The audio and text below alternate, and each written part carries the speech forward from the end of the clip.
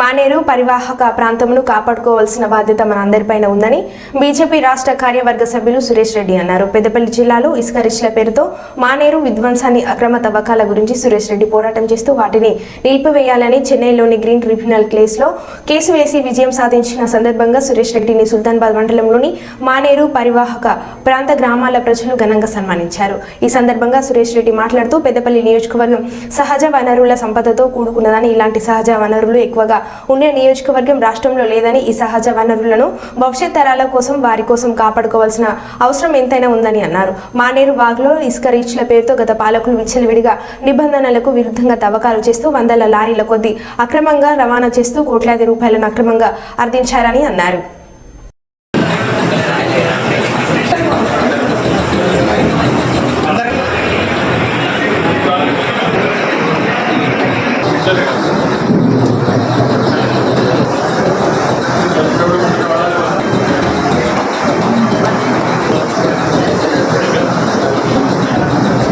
అయితే ఈ కార్యక్రమాన్ని చూసినటువంటి మానేరు పరివాహక సమితి అనేటువంటి ఏర్పాటు చేసినటువంటి కరుణాకర్ రెడ్డి గారు వారు నా దగ్గర రావడం జరిగింది.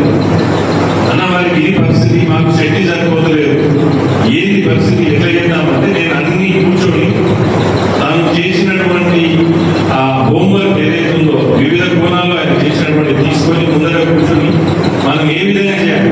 వేరే నాయకుడు అయితే ఏమేం చేసేవాళ్ళు, సివిల్ కోర్టు పోయి కాంట్రాక్టర్లు పేరాలు పోయి వాళ్ళు బెదిరించి కానీ ఆయన సిన్సియర్ కొట్లాడుతా అంటే నేను ఏమడుస్తా అని చెప్పి వాళ్ళకి డబ్బుల గురించి ఆలోచించడం సిన్సియర్ కొట్లాడు. ఎందుకంటే ఈ ప్రకృతి ఇచ్చినటువంటి ఈ వాగు మానేరు పరివాహక ప్రాంతం ఏదైతే ఉందో అది మనం చెరువు ఉంటున్నాం అంటే మళ్ళీ మనకు దాన్ని తలపి చేసి కుంట తయారు చేసుకోవడం, చెరువు తయారు చేసుకోవడం, కానీ వాగును తయారు చేయాలి.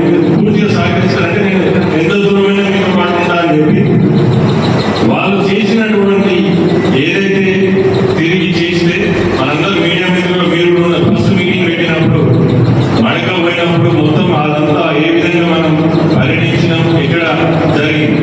అయితే ఈ టెండర్ కాల్ చేసినప్పుడు 19 రీచ్లకు కానీ 98 కోట్లకి కాల్ చేసే టెండర్. అయితే అసలు విషయం ఏంటంటే ఆ టెండర్ కాల్ చేసి వాళ్ళు చెప్పింది ఏంటంటే చెక్ డ్యామ్లు అయిపోయినాయి, నీటి ప్రవాహంతో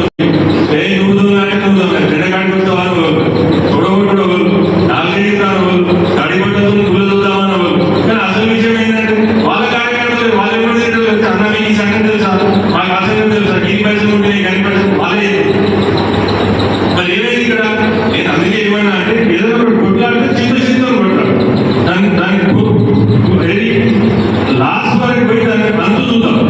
అట్లయితే సహకరించానంటే అందుకే మేము పోయేటప్పుడు అందరూ ఎవరైనా మీరు ఎప్పుడైనా ఎన్జిటి మీద కేసు విన్నారా? ఇక్కడ నుంచి కేసులు మనలు కోరితే హైకోర్టు, సుప్రీంకోర్టు, ఈ కోర్టు, ఆ కోర్టు అన్నారండి. నేషనల్ గ్రీన్ ట్రిబ్యునల్ పోయిన ఉన్నారు ఎవరంటే మేము డైరెక్ట్ నేషనల్ గ్రీన్ ట్రిబ్యునల్ ఎందుకు పోయినాం? ఎందుకంటే అక్కడ సబ్జెక్ట్ మ్యాటర్ ఎక్స్పర్ట్స్ ఉంటారు.